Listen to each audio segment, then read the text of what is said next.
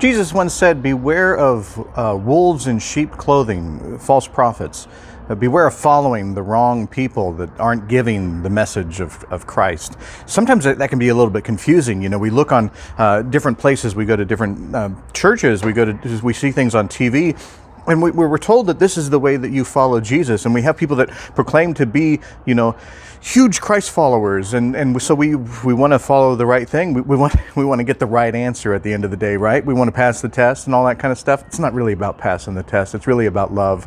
And so when you're following people, or even going to a church or anything like that, you just need to look at, are they teaching the stuff of Jesus?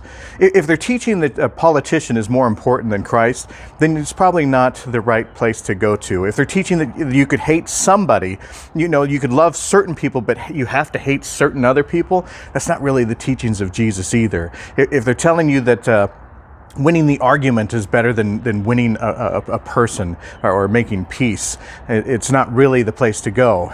You know, if they're ever making fun of other people or because of their gender or their lifestyle choices or anything like that, it's really probably a false prophet. It's probably a false teaching. It's probably not the teaching of Jesus. Not everybody that teaches false things are evil. They just don't have it right.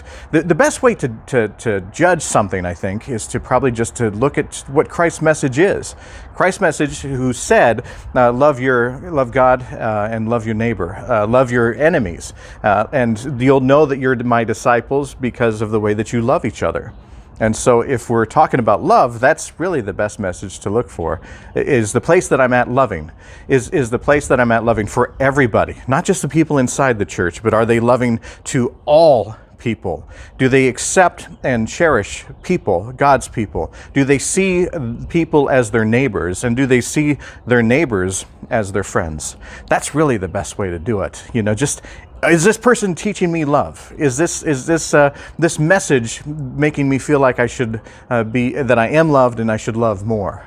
That's the message of Christ. If you're following that, chances are you're in the good place. If you're following a place that tells you to hate people or to punch people, especially to punch people, that's really the bad place. I went to a church once where it was just a bunch of smack happy, and so I left.